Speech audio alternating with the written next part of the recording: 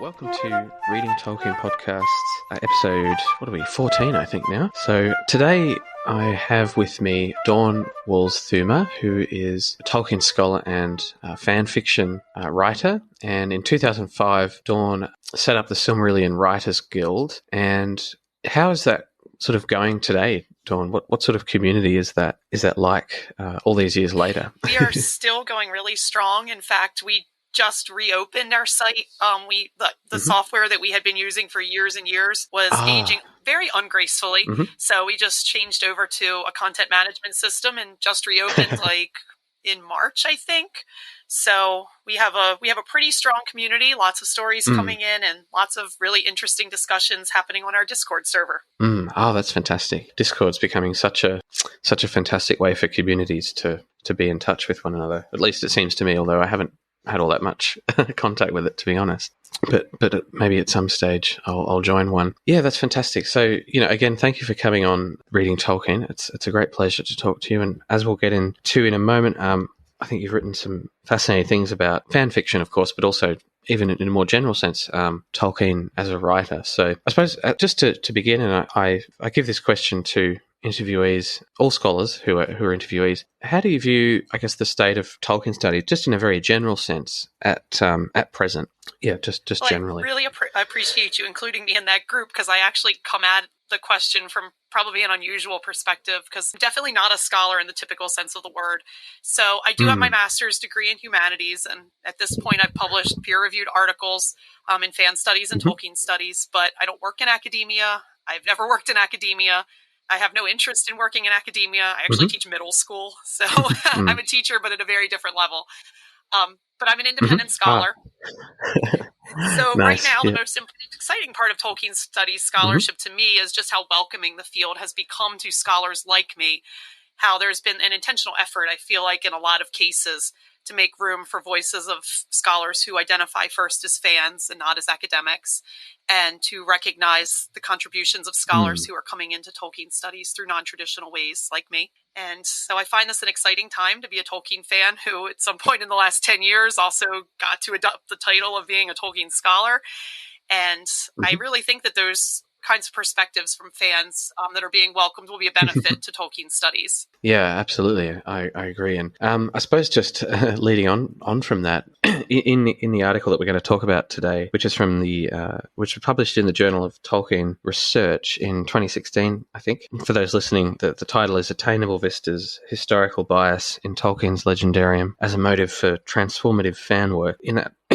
In that article, which, as I say, we'll get into in more depth, I think it's interesting that coming from a fan and also a fan fiction writing point of view, it seems to me that you're able to more easily grasp the sort of the nature of historical bias in, for example, the Silmarillion, which is really where your article is focused, the first part of the article. It seems to me, and I don't know if you would agree with this, but more traditional scholars, if you like, may not see that in quite the same way, because they're looking at different element of, perhaps they're looking at, source criticism or different elements of the text. And that given that you're in fan fiction, I suppose, writing from a particular point of view and thinking about point of view very clearly, perhaps you coming from that fan fiction point of view, it gives you a different view, a different eye with which to see issues like sort of pseudo historical bias and things like that. So I'm not sure if you would agree with that, but I just put that to you as a possibility. I would absolutely agree with that. So I do very much agree with that perspective, and I really think it comes back to the starting point for a lot of fan works, which are gaps or holes in the text. So one of my scholarly projects that overlaps more with the fan studies part of the JTR article that you're discussing is the Tolkien Fan Fiction Survey, which I've now administered twice. And my hope is that every 5 years I re-administer it. I'm trying to describe the culture of Tolkien fan fiction fandom and document how it changes or how it doesn't change over time. So I just closed the 2020 version of that 2 months ago. And actually I finished crunching the author data today. So that was kind of exciting. So one of the survey, this was timely. But one of the survey items asks, and it's directed to authors specifically, and it asks how much they agree with the statement, the gaps Tolkien left in his stories are an inspiration for me to write fan fiction. And almost 93% of them agreed or strongly agreed, which is huge, because fan fiction writers are definitely one of those groups of people where, you know, if you ask 2 fanfic writers, you get 3 different answers, is very applicable.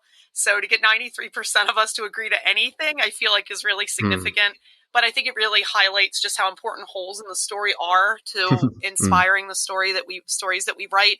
And I think that's just different from the approach that scholars take, you know, like you mentioned, like, you know, source studies, for example, and you know, talking to other scholars and you know, having an advanced degree in the humanities myself and having done that kind of scholarly work also, it's a very different approach. But the historical bias aspect, you know, it creates like this giant hole in the narrative, because you realize, once you realize the limitations of the perspective of the narrator, who is Pengaloth, who's never actually even named in the published Silmarillion, but he wrote, quote unquote, most of the Quenta Silmarillion.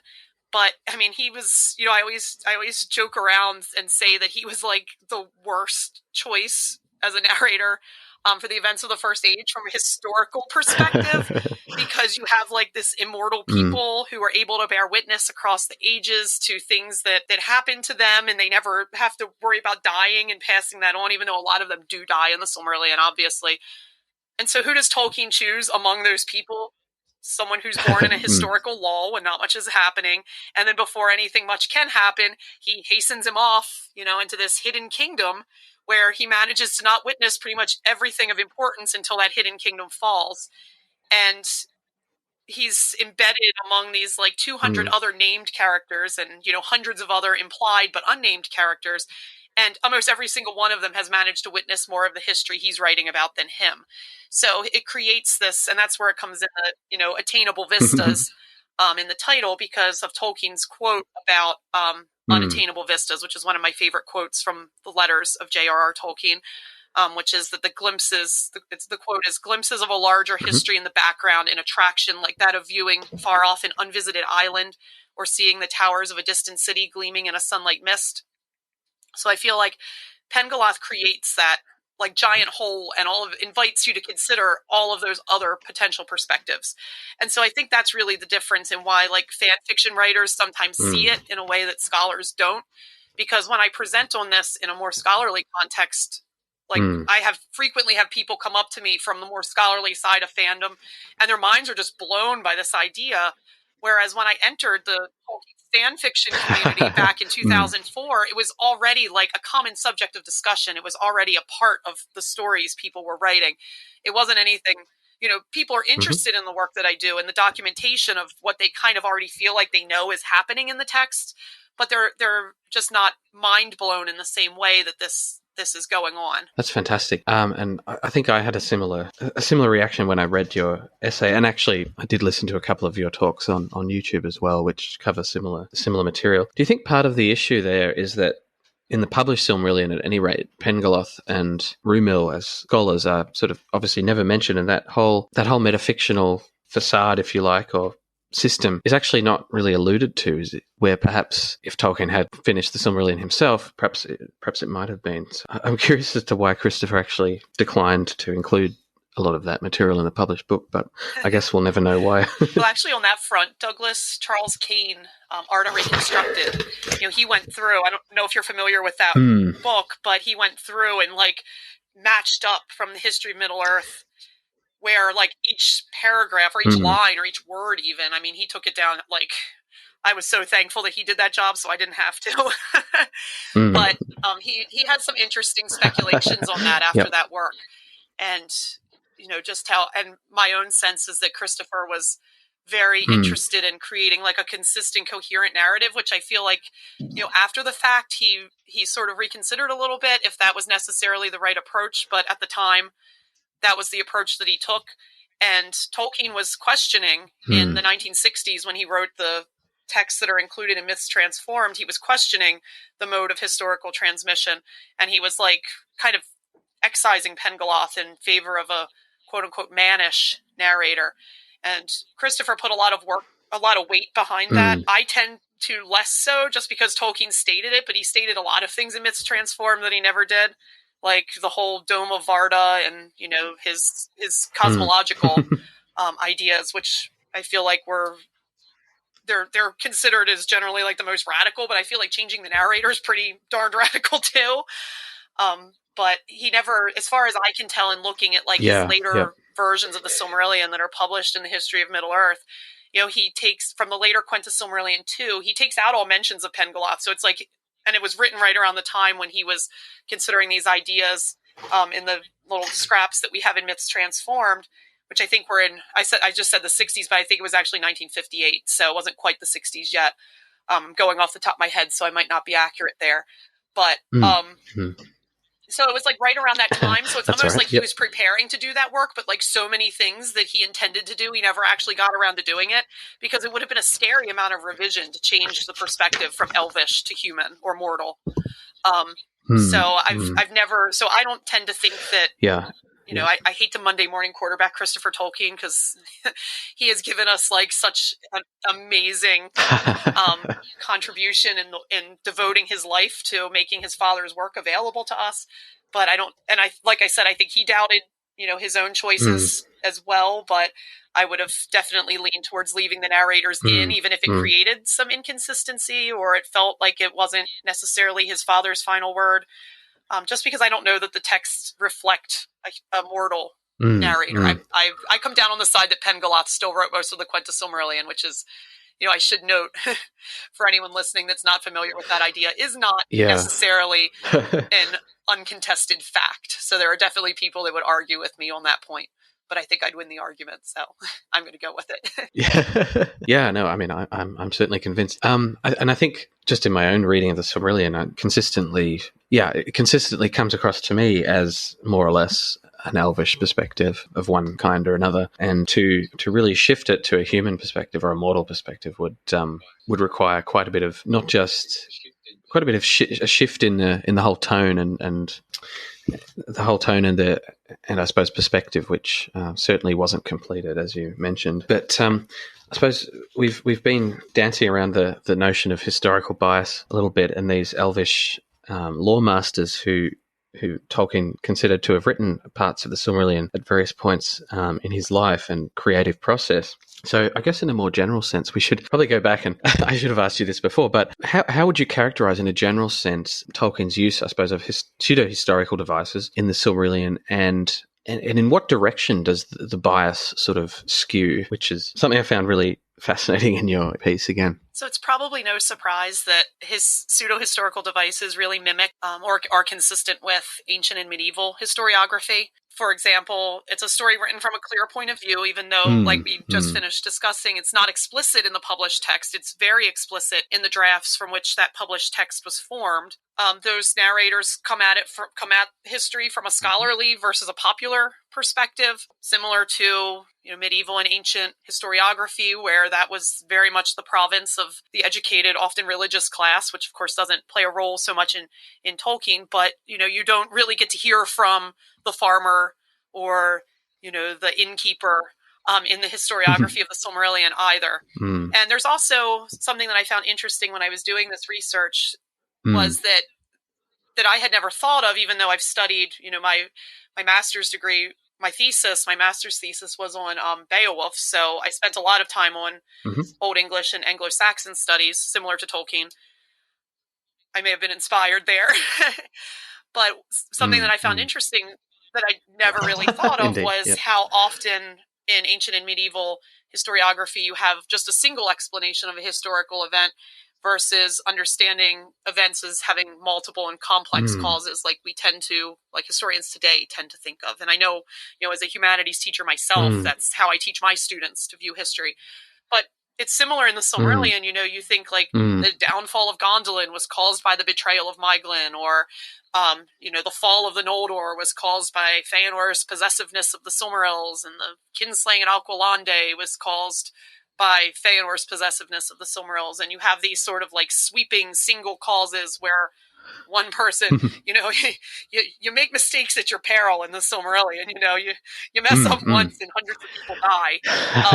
And I realized, of course you could analyze those events and come up with more complex causes. But I think that Pengaloth, or, the narrator of the Silmarillion, tends to assign more of the blame in a more singular fashion. So that's just kind of a general description of like how it historiographically how it matches up in my findings. But probably the most interesting part to get into the second part of your question is just the presence of bias, which I think once you become aware of it becomes really unsubtle. And that bias, because Pengalov. Yeah, and I was rereading. Yeah. It's like.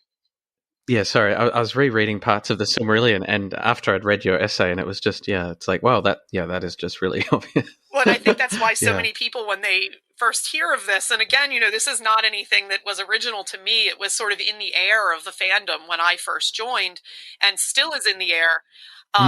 But so many people for whom this is new, that are really familiar with the Silmarillion, it's like mind blown moment, because it's like so many things start to make sense. To many people anyway, as I've encountered them. But the bias skews towards, Pengalov is the narrator, and for, people who maybe, since he's never mentioned in the published Silmarillion, I should say something about who he is, I suppose. So Tolkien did actually give him a very brief biography in the text Quendai and Eldar, which is, I believe, published in History of Middle-earth 11, War of the Jewels, for anyone who wants to look it up. And so he was, Pengalov was mixed Noldorin and Sindarin ancestry. He was born in Nevrist, which was Turgon's original sort of living space. I don't know if we can even call it a kingdom necessarily, before he founded Gondolin. But if you look at the timelines, Pengalov would have been a very young man, or even a child, when Gondolin was, when the people of Nevrest moved to Gondolin. So he was locked up in Gondolin at a very young age, and therefore he was kind of sequestered from the history that he was writing about. But he survived the fall of Gondolin, obviously, and went with the refugees from Gondolin to the mouths of Sirion, where Quendai and Eldar says that he learned much of the languages of the Elvish people. Of course, it's Tolkien, so his focus is on language. But he learned from the other refugees from Doriath that were there, of Thingol's kingdom, that the Feanorians had attacked in the second kinslaying. And then he survived the attack of the Feanorians on Sirion. And eventually he ended up living with the dwarves in Khazad-dûm. And then there's sort of varying ideas of kind of where he went after that. But, he was very much a sort of man of Gondolin. And of course, so Turgon's biases are really reflected in Pengalov's writings, which, and this is the kind of where I get a little fan fiction. It's interesting to speculate why, what was the degree of intellectual freedom in Gondolin, Absolutely. It's kind of fun to think about. So was that just what he knew culturally, or was there pressure there? It's certainly one of the more authoritarian realms that we see. But anyway, I'm going down that fan fiction rabbit hole, so I won't go there. I will leave those stories to people who are listening to this to perhaps write for themselves. But because of that, you see, fantastic idea. Yeah. They can put them on the Silmarillion Writers Guild. We'd love to have them. Shameless plug. But anyway, so you see that bias almost entirely towards who Turgon's friends and enemies would have been. So he really Pengalov really favors, of course, anything that comes out of Gondolin. He really favors anything that comes out of Doriath, because a lot of his sources for languages, and I kind of extrapolate out that he would have learned a lot of history from those sources as well. I don't see how that couldn't be. It's not like people would get together and be like, let's chat linguistics, but never talk about the, enormous detrimental battle that just happened in our realm. It's very similar to what happened to you. That doesn't make sense. So I believe he learned a lot of history from them as well. But then he also favors Nargothrond, which of course, Turgon, his king, and Finrod Felagund were, very good friends. And so it makes sense that would have been something he would have also favored. But he's biased against certain groups as well. So he's very biased against the Feanorians, which makes sense because Turgon blamed them for Elenwe's death, his wife's death, on the grinding ice, that she fell in the water while carrying their child, Idril. And Turgon had the choice to save one or the other. I'm blanking on the text right now that comes from, but I can, certainly send it later if it's put it in as a footnote or something so people can look it up for themselves if they're interested. Yeah, no worries. But yeah, so and it says in that text that Turgon had enmity towards the Feanorians forever after. So Turgon's or Pengalloth's bias makes a lot of sense there as well. He's also very biased, perhaps not surprisingly, against Arathel, Eol, and Maeglin, the three that he really seems to put a lot of blame on for the fall of Gondolin. So you see a lot of bias towards them as well in the texts. But what I did was, I was seeing this, and this had been seen before. Alex Lewis in 1992 did a presentation called, let me find the name of it, the title of his presentation. It was called Historical Bias in the Making of the Silmarillion. And it was the Tolkien Centenary Conference, I believe, that he presented this at. And so he was the first scholar that I know of that identified bias.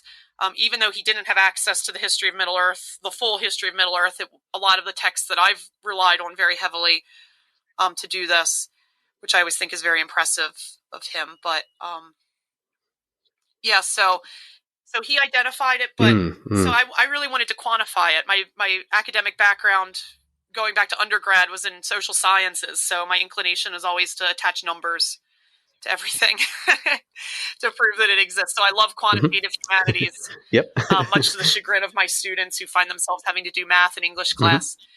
But so I quantified it in a few different ways. Two of them were in the JTR article that we're talking about here. The first of all was looking at who actually is Pengaloth mentions.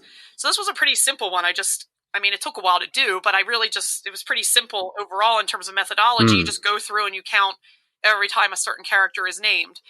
And again, we see those big three realms, Gondolin, Doriath, and Nargothrond. Almost every single person in the top 10 on that list is from one of those three realms. In fact, the only one who's not is Feanor, who actually is the most mentioned character in the Silmarillion with 208. If you remove Sons of Feanor from that, he drops down to third, but he's still very solidly in the top 10. But everyone else comes from or is associated in a very close way with one of those three realms. So that was the first way that I quantified it. Just, who exactly is Pengaloth talking about? But of course, the number of mentions doesn't provide in and of itself necessarily a complete picture. So I was also looking at just how they're discussed in the text as well. So, here it's useful to perhaps compare Feanor, the most mentioned, with Thingol, Elu Thingol of Doriath, the third most mentioned. Both of them are kings of their respective people at one point or another, and both of them do some pretty heinous things. But how those mistakes and heinous things are depicted are very different. Feanor, of course, catches a lot of flack for what he did. Rightfully so, I would say, but Thingol gets a pass in a lot of ways. I would encourage people who are listening to this and encountering this idea for the first time to go back and read those chapters and think about how a lot of his deeds would be depicted if he was held to the same level of scrutiny that Feanor is. We would end up with a very different story.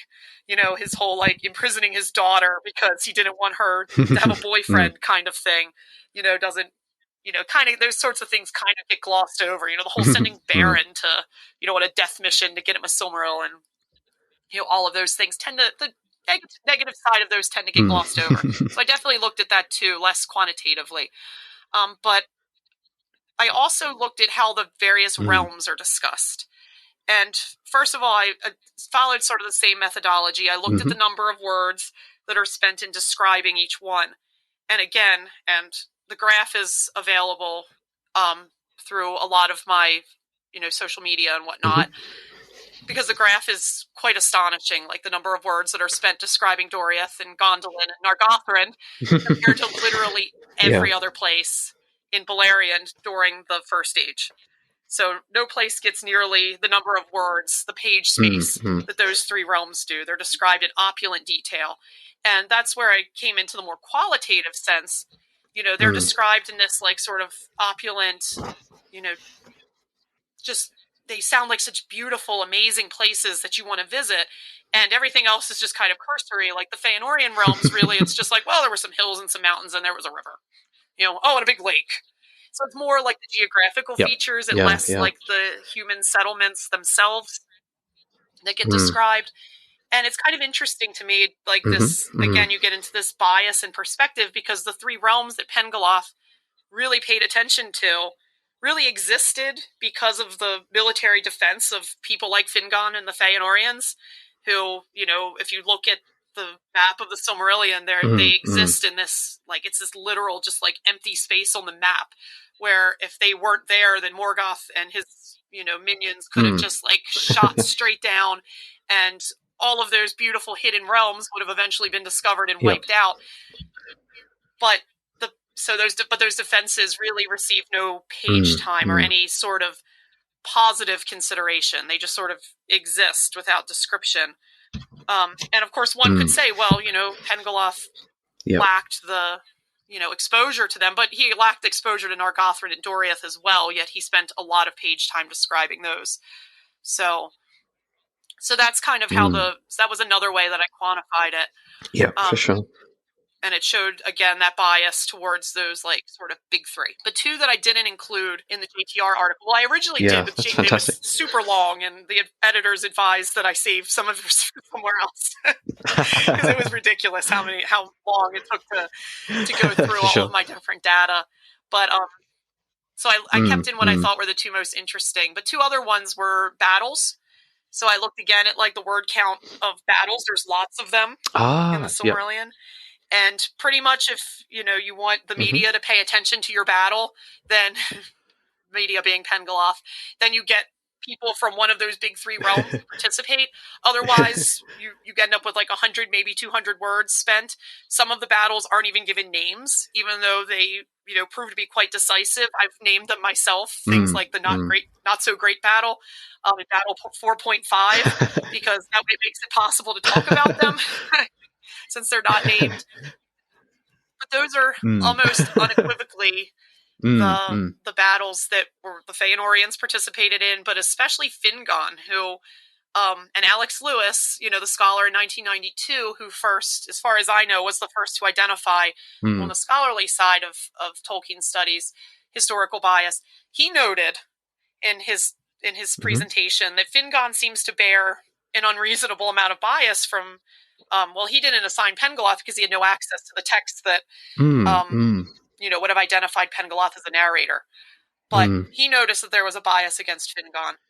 And so you notice, like, Fingon's battles are the ones that don't get named, and they're the ones that get a couple hundred words at most, even though in a lot of cases they, again, preserve those big three realms. Yep. So that I found really interesting.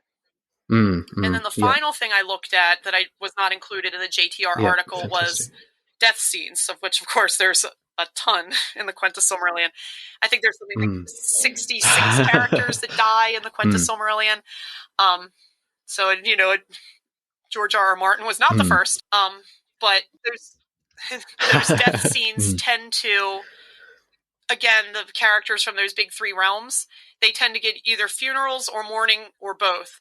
And then there's a lot of characters like the Feanorians who just sort of die. And, there's really no mention of them being missed or being sort of commemorated in any way. And it almost like dehumanizes those characters. Mourning is something that is like just such a human universal. Every culture in the world has its rituals around mourning, and every human being experiences it in some way.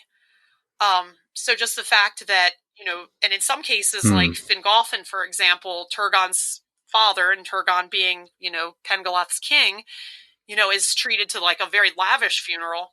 But then, if you read his death scene and Feanor's death scene, and I've actually compared them, like kind of almost line by line, but you read them side by side, then Feanor's is almost clinical. It describes like, this astonishing thing that happens to his body, and it describes his sons as being there, but the only thing he really does is he kind of forces them to like double down on their oath, which of course we understand as readers is a really bad idea and doesn't make him look so great in his final moments.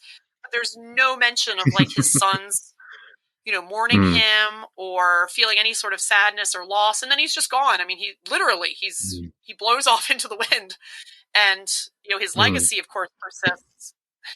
Yeah. But as far as any sort of commemoration from his people, we never hear of anything.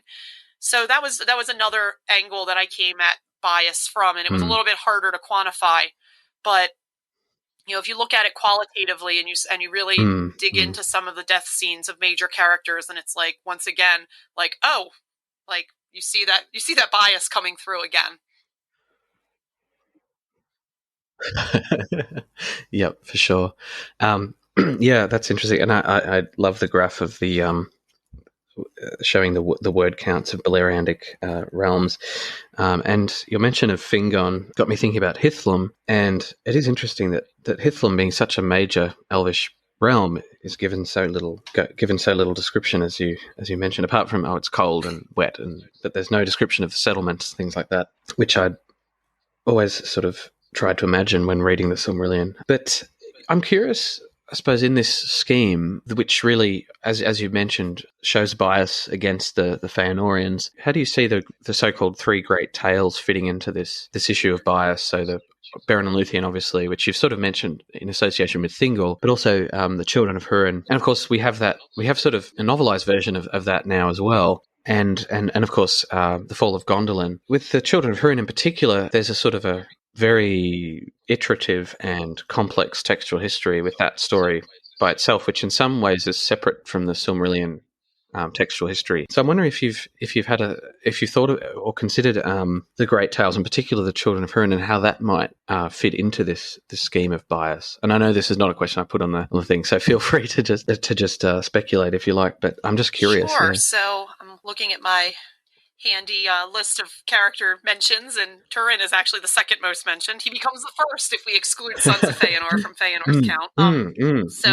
He is, but I feel like his association with Doriath is always what I come back to in his story. And again, he's a walking disaster, but he's assigned like this sort of, it's this doom it's something that was done to him, rather than anything that he perpetuated because of flaws within himself. So, if you think of Feanor, for example, like his pride, his greed, that's what, it's like this internalized, character flaw is the reason for his downfall. But Turin, it's like this external actor, it's Morgoth, cursing Húrin's family. And so it's this thing, and we're to understand him as sort of this tragic character, even though, I did, because I love data and I love numbers, I did a comparison one time of what was more deadly, to be in contact with the Silmarils or Turin, and Turin wins handily.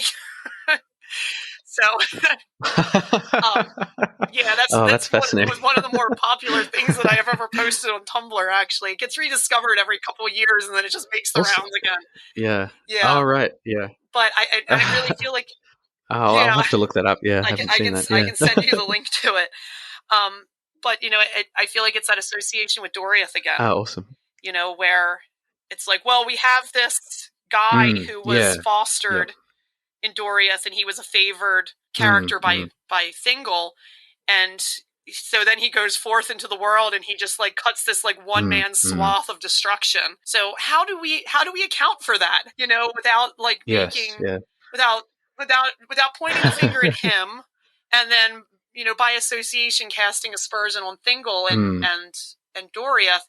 And so I've always found that device, within the lens of historical bias, I've always found the device of the curse very interesting in that regard, where Turin is concerned. Well, I was just rereading The Children of Húrin, the novelized version of the story, of course, much expanded upon the Silmarillion text, or the so-called Narn version. And I was just at the part where Turin leaves Doriath, and the whole part is narrated where Cyros, this elf, Doriath, sort of haughty, bit of an asshole, to be honest. He disparages Turin and and the women of Doriath. The women of Dor Loman, where Turin is from. And Turin throws a cup at him, and then there's this moment where Turin leave Doriath to go back and, I don't know, be with Baleg, of course, his friend, on the marches of Doriath, and Cyros tries to waylay him, is the way Tolkien puts it. And of course they have a fight, and then it's a strange little scene, I find. Turin strips him naked and then chases him around. And then, of course, Thingol is about to cast judgment on Turin, but then we have Nellas, who is this elvish lady who witnessed the event, and she provides this key evidence, and then Turin is sort of exonerated. And then the text almost seems to want to blame Turin for not going back to Doriath right away. And I've heard even scholars talk about this and say, well, Turin was an idiot for not going back to Doriath because he'd been pardoned. But I feel like there's a tension in the text there, because it's clear that Turin wanted to leave Doriath prior to that event taking place anyway, and then it's kind of a catalyst. But the text really doesn't want us to blame Thingol or his court even for the events that transpire, and it sort of tries to lay the blame on Turin perhaps a little more than he deserves. Yeah, that was just one instance where I thought perhaps of that bias coming through. I don't know if that would count, but I'd say for sure. Yeah. And that's one I have to admit that the Turin story is one of my least favorite in the Silmarillion, so I reread it very rarely, usually only when I have to. Okay. So it's not one that I've actually ever thought of before, but I think it's a really excellent point, and it does show how, how there's this interest in those the main players of those big three realms as being seen as overall benevolent people, even when they weren't. Just to take a somewhat right turn briefly, I was also rereading Lord of the Rings recently. I did a bit of a reread recently of a couple of Tolkien's books. I got to the last couple of chapters of The Return of the King, discussing Aragorn, and when Aragorn is crowned. And I don't know if you would agree with this, but it felt almost to me that Tolkien was trying very hard to make Aragorn look, absolutely without flaw or blame. And I don't know if you've thought about historical bias in the Lord of the Rings, which is a whole different thing. But the image painted of Aragorn, for example, in the text of the Lord of the Rings, and then the image you get in, say, the appendices, where we find out that he continues to make war, and he sort of is sort of slightly different. And this sort of image of the benevolent king making peace is a bit at odds with the appendices, which are, of course, explicitly historiographical documents which were written quite some time after the events being described in the Lord of the Rings, etc. So I don't know if you've thought about the Lord of the Rings, but it seems to me that one could definitely make a case there as well that there's a bit of bias, or at least an attempt to, in the case of Aragorn, to shore up his image as a benevolent ruler, for example, if we want to take a kind of cynical perspective to it. Yeah, I would definitely agree. I work with the Lord of the Rings far less than I work with the Silmarillion, but of course, the narrators and the mode of transmission of it is so much better known than the Silmarillion. And so I feel like when you're, if you have that in your mind that this is authored by the hobbits, then that perspective you can that makes a lot more sense from their point of view.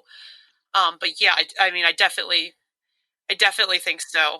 That the work that I've done with the Silmarillion, it would be super interesting to see somebody go through and do similar studies with Lord of the Rings. It would be a lot more daunting just because it's so much longer. But there's far fewer characters. That would be in. But I would definitely agree that it's there as well. For sure. Yeah. Oh well, if anyone's listening and you want to take on that task, go for it. But that would be fascinating. Why do you think these metafictional elements of Tolkien's fiction, his corpus, and we've mentioned the Lord of the Rings as well, and of course, as you've said, that's somewhat better known in that case because, of course, we have the prologue and the note on the Shire records and other features of the book, which are of course published in the main volume, so or in the first volume at any rate. So it's a bit more accessible. But why is it, do you think, that readers, and perhaps there's an obvious answer to this question, but I'm interested in your take, want to approach Tolkien's work as an unvarnished window, I guess, into this pseudo past, so that it's just like a novel. You read the text and the characters speak, the characters think certain thoughts, and you take that as given. That's what they think, that's what they did, that's what they said, etc. But as you've noted, the pseudo-historical element, perhaps, or the metafictional devices, and as scholars are, I guess, increasingly coming to terms with, have long been part of Tolkien's creative process right from the start. So why is that only, at least from my point of view, coming into scholarly focus now? And even in a more general sense, I've noticed that some readers really resist that interpretation or that that metafictional lens through which to read Tolkien stories. So I'm just curious as to why you think that might be. Well, I think in terms of scholarship, I honestly think it's like a really scary thing, just because it calls into question pretty much everything that we take as potentially fact. I mean, within, aside from the very basics, like Feanor had black hair, or, Angband is north of Himring, kind of, who would have a reason to distort those?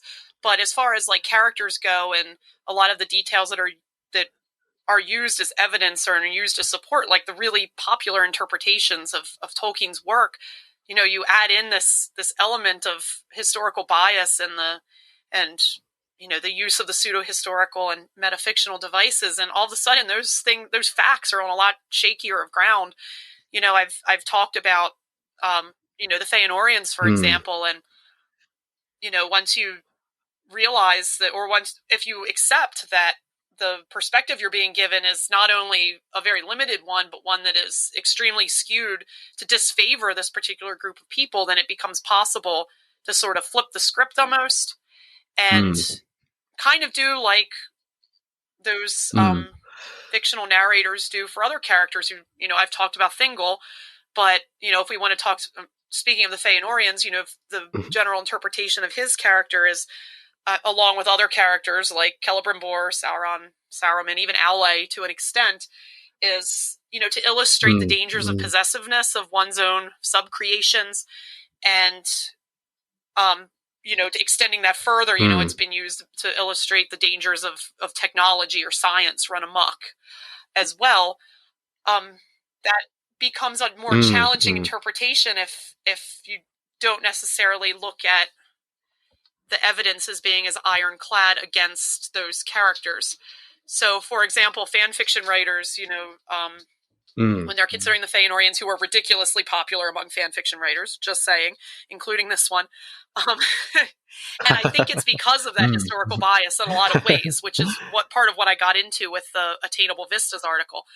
But what fan fiction writers will often point out is, there's a lot of things in the story that needed to happen, good things that needed to happen that were facilitated by, some of the bad deeds of Feanor, that then, reintroduced a large contingent of the Eldar back into Middle-earth, where, they brought the technology and the willpower to fight these battles against Morgoth and then later Sauron, and they, of course, then you get the whole, Eärendil wouldn't have existed, and the Valar wouldn't have been brought over to fight the War of Wrath and everything. So, there's a lot of fans who make that case. And you have a different narrator and a different perspective, and you emphasize that instead of the whole, greedy possessiveness of my shiny rocks sort of thing. And you end up with a really different story all of a sudden, which we kind of have that story because, the Valar really did the same thing with making the two trees.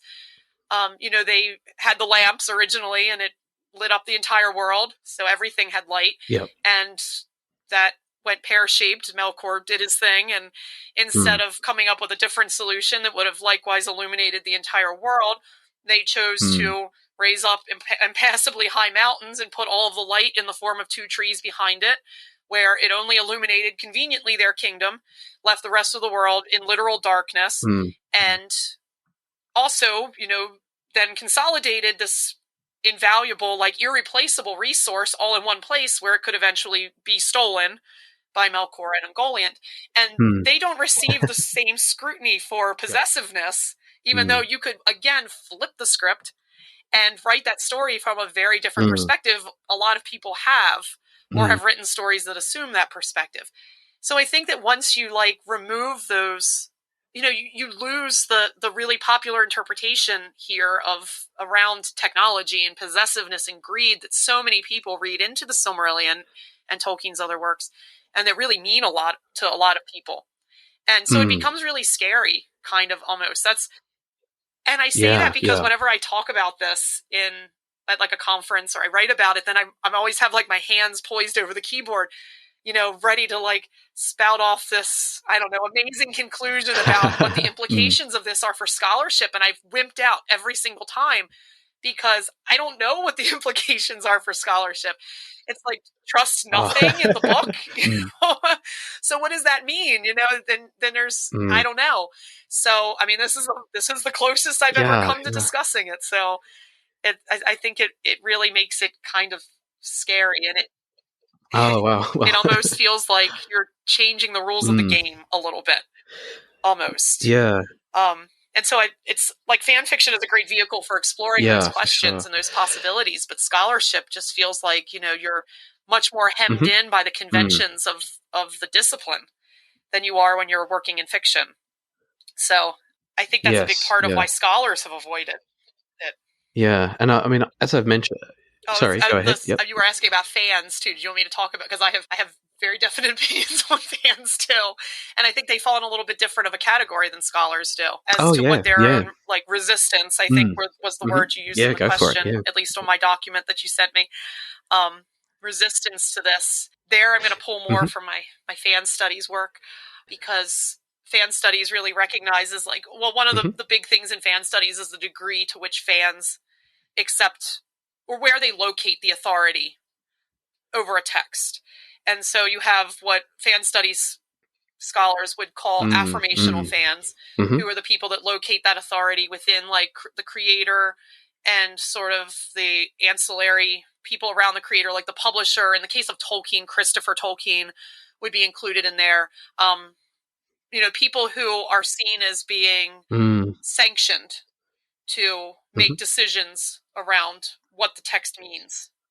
Yes. But then on the other hand, you have, you know, your transformational fans, and that's usually where fan studies scholars place fan fiction writers. And they locate authority within the reader. So the reader has the right to decide what the story means. And it doesn't matter what the original creator and his, her, or their, you know, sort of contingent of sanctioned spokespeople would want. So it's the fan that makes the decision. So if you decide that Feanor is the good guy in the Silmarillion, cool, go for it, run with it. That would be the transformational view. And they're often separated in fan studies into a binary, which I've you know, written about before in my fan studies work, that I think is kind of false, because working with Tolkien fans and Tolkien fan fiction, you see that Tolkien fans occupy the entire continuum from people who are like super transformational, and they do literally whatever they want with the text, and they don't care. And they don't care how much it offends you. If you're a person that's inclined to be offended by those things, all the way down to, you know, super affirmational people that are very literally by the book, that, you know, and also consider Tolkien's own moral beliefs or his own in what they read as his intended meanings in the text.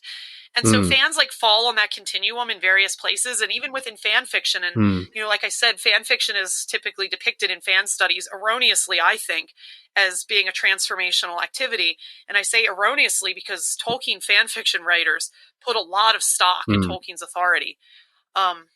In so much as I have some data from a survey that I just finished crunching today. 16%, for example, would agree or strongly agree with the statement that it is important to keep my stories consistent with Tolkien's moral beliefs. And yes, that's a minority, but it's still 16% that hold what is really would be a pretty extreme view, that they're not willing to write it or read it. Well, write it, because this is authors specifically, not readers. I haven't done the reader data yet. But they're not willing to write something if they believe Tolkien would have been opposed to it. And similarly, 14% agree or strongly agree with the statement, it is important to me to write stories that I think Tolkien would have approved of. So again, a minority, but at the same time, you know, it just really illustrates the diversity of viewpoints and people's comfort levels with distorting the text, as some people would say, or using alternate, I would have one time said heretical interpretations of the text, sort of like the historical bias stuff. A quarter of fans, a little bit more survey data, last one that I pulled out is specific to this conversation, that a quarter of fans who are fan fiction authors disagree or strongly disagree with the statement that writing fan fiction lets me challenge Tolkien's worldview. So you have 1 in 4 fans that would feel that's inappropriate, even within this very transformational, supposedly, contingent of fans. And usually it's kind of assumed that like everybody else is less heretical than we are, Tolkien fanfiction authors. So I think that once you start talking to fans who don't necessarily read or write fanfiction, then those numbers of those sorts of statements aimed towards their fanish participation, I think you'd see those numbers probably go up. But I mean, I know in like talking to Tolkien fans that a lot of people see like the appeal of the story for them is its moral or ethical grounding. So for them to like flip the script as I did with Feanor and the Valar and the Two Trees, to them ruins the story. I've heard people say, and about high fantasy in general, but especially Tolkien's. I've heard it a lot about Tolkien, that they like that, like sort of good versus evil, because our world is not black or white. There's so many challenging shades of gray that we're expected to grapple with every single day of our lives, that it's almost a relief to exist in a world where the good guys are good and the bad guys are bad. And that to be a fact. So I think that kind of probably explains at least some of, Tolkien fan fiction writers are extremely diverse, as my research has shown. And Tolkien fans are even more diverse.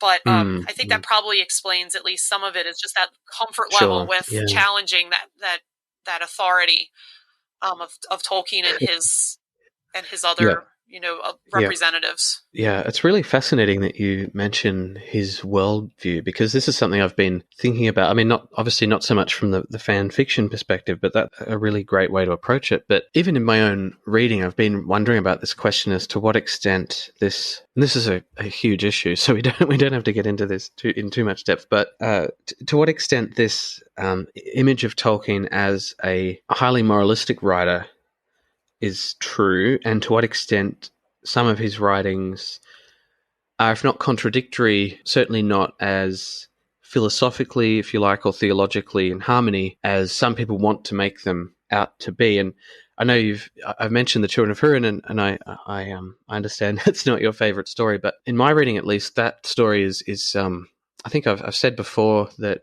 for me it feels like it takes place in a different moral universe to the Lord of the Rings. It's much less sort of morally circumscribed. It's if you want to use the word, it's more pagan. There's a more the struggle between the sort of the, if you like, the pagan and the virtuous, or the pagan and the Christian, if you like, occurs at a more surface level than it does in the Lord of the Rings, where the sort of the moralistic voice of Gandalf is much more readily apparent. So I don't know if you would agree with that, but at least in my reading, I guess I would be one of those fans who, whilst not a fan fiction writer, I would definitely sit somewhere towards the middle in terms of viewing Tolkien himself sort of authoritatively and the reader's authority. So I don't know if you would agree with that there are sort of those tensions within Tolkien's writing, but I tend to think that's an important part, that certainly popular scholarship of Tolkien's books, like, and not to cast aspersions, but like Corey Olsen, for example, who is very popular, is very much in the sort of the traditional reading camp. Although, as I say, I think there are some scholars who are starting to challenge that, if only a little bit. I would definitely agree with the tension between the pagan and the Christian, which is not my area of specialty, but I've observed myself, and it's definitely discussed in the fan fiction community as well, very much. And what I sometimes wonder, and this is just like me completely riffing off the top of my head, without too much evidence to, I have a whole like pages and pages of evidence for, the discussion so far. I have no evidence for this one, easily queued up to cite. But what I've often wondered is, like, when he started writing the Silmarillion materials, as the Book of Lost Tales, then, he was a young man, and he was really just like playing around with him and his friends, like writing stories. And, it reminds me, when I was like a middle school girl, and, you had your spiral bound notebook that you wrote stories in with your friends. And, that was the audience. And so, of course, we all know that, his love was for, the Finnish stories and the Norse stories, and, the cultures that went around them, which were pagan for at least part of their history, and, really informed the myths. But then, when Lord of the Rings came out, then, I wonder sometimes if he was more cognizant of an audience, and the moral impression and the moral imperative that he had to make his work consistent with his avowed religious beliefs? I don't know. I mean, he was at this point, he was aware that thousands, tens of thousands, hundreds of thousands of people were going to read this book. And did he really want it to inspire them with, pagan courage? Or did he want it to inspire them with, some of the Christian values that he obviously could make coexist within himself? But, and in reading his letters, you see how often he was dissatisfied with how people interpreted the Lord of the Rings. What was it, the cult of fans, or the deplorable cult, and the the use by like the anti-war, the hippie movement, and so on, that dissatisfied him that it was being used in that way. So I don't know. That's always what I've wondered, if it's just like consciousness of the audience, of writing for a group of scholars, most of them themselves Christian, who totally get what you're doing, versus the general public. So that's always been my theory on it. I think there are a few scholars who will be doing. I think John Garth is writing a new book about Tolkien's earlier years, so that'll be interesting to see what he sort of says about some of that. But yeah, that's always fascinated me as well. Look, I guess just to finish out here, just a final question. I'm sure I don't know, but maybe you've heard of the upcoming Amazon show, which is going to look at the Second Age. Are you looking forward to that? Are you sort of aware that that's coming up? And it's a sort of fan fiction, I guess, in the sense that it's obviously it's one that benefits from a studio and millions of dollars and creative team and everything else. But do you see that adaptations like that can bring different perspectives, I guess, to our approaches to Tolkien? And I mean, for me, and I was talking about this yesterday with my other co-host, and we were looking at an article by a New York Times writer called Ross Douthat, who you may have heard of. But he wrote an article about the Lord of the Rings and this upcoming show, and sort of said in the article that the show, given that obviously it's not adapting a novel, it's adapting, in his words, sort of unfinished notes or whatever, which is not quite true. But anyway, that this is going to suffer creatively. But from my point of view, we need to expand our definition of adaptation to include, not only the adaptation of novels, complete works like that, but also, especially in the case of Tolkien, period, or the, historical summaries and all the other kinds of shorter documents that he's sort of compiled, especially about the Second Age, and that brings, potentially at least, a sort of degree of creative freedom that is actually liberating, especially in the case, again, of the Second Age, and can perhaps to some extent at least, if not perhaps at first to the extent that some would want, but can challenge or expand or look anew at these stories and even Tolkien's own authority within them. So I don't know how you would respond to that, but I'd be curious Sure. to hear your thoughts. No, I'm definitely aware of it. We have a separate channel on the Silmarillion Writers Guild Discord called TV and Movies, I think it's called, that we set up specifically when the buzz really started around the Amazon series, in part just to give like a space for that discussion to happen, but also if that discussion's happening in that space, then people who really prefer and not to be a part of it can also more easily opt out, versus having it kind of scattered across the whole server. So I haven't followed too much of the development of the show myself, aside from just, moderating the server and seeing, scrolling through when I see that channel has activity and just kind of scrolling through and seeing what people are posting. But, I like sometimes people post links to news and I don't usually tend to click on those and read them just because, I'm a teacher in COVID times. So it's like my life is extremely busy, even before we get to trying to have a life that includes, being an independent scholar, and my husband and I are homesteaders, so we do quite a bit of small farming as well. So I have a very busy existence. I was milking my goats shortly before talking to you, for example. But just to give some context as to what life is like right here, right now. But, I'm always excited, and I guess, to bring this full circle back to bias again, and this time it's my bias, not Pengalloth's. I'm always excited by anything that brings in new fans to Tolkien. I myself was brought in by the Lord of the Rings film trilogy, Lord of the Rings book, I realize this is super heretical to say, so I'm saying it at the end. If anyone's made it this far, then, if they switch it off now, then they still will have heard most of what I wanted to say, so it's all good. But I actually would have, if you had asked me at age, say, 21, what I thought of Tolkien, I would have said, quote, I hate Tolkien because Lord of the Rings was ruined for me. Ruined.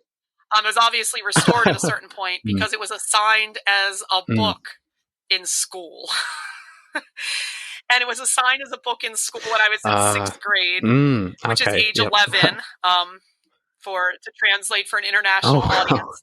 So that is, I realize now that I am myself a humanities teacher of that age group of kids. I teach middle school, ages 11 through 14. So I realize that was like really developmentally a stretch for most kids at that age. And I realize there are people listening right now, they're like, but I read Lord of the Rings at age 11. And it's like, but a lot of kids just don't have, even, really gifted kids in reading, which is how it got assigned to me because I was put in that class, just really don't have the skills yet to deal with a text of that level of complexity. So it ruined it for me. So the films, when the trailers for the films came out, my boyfriend at the time, now my husband, was like, oh, that looks so good, I want to see it. And I secretly thought it looked really good too. But, I didn't want to admit it because I avowed for, at that point, like probably over 10 years that I didn't like Tolkien. But we ended up seeing it and I fell in love. And that, of course, drove me to the books, which my research into Tolkien fan fiction, at least that subset of fans, is how it happens a lot of times that, the films, because we've had films to this point, drive fans to the books and to the fan community where they often discover fan fiction, and then fan fiction tends to drive them to read more books than they would have, or they claim, this is what they're saying is that they pick up and read more books than they feel like they would have otherwise. So I was very much one of those people who otherwise, if it wasn't for, Peter Jackson's Lord of the Rings movies, we probably would not be having this conversation right now.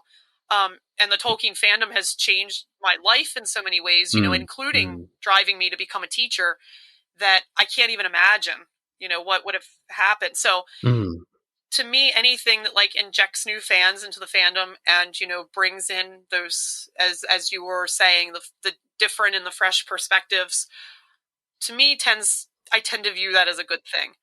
I run a fan website, so I need fans in order to do that.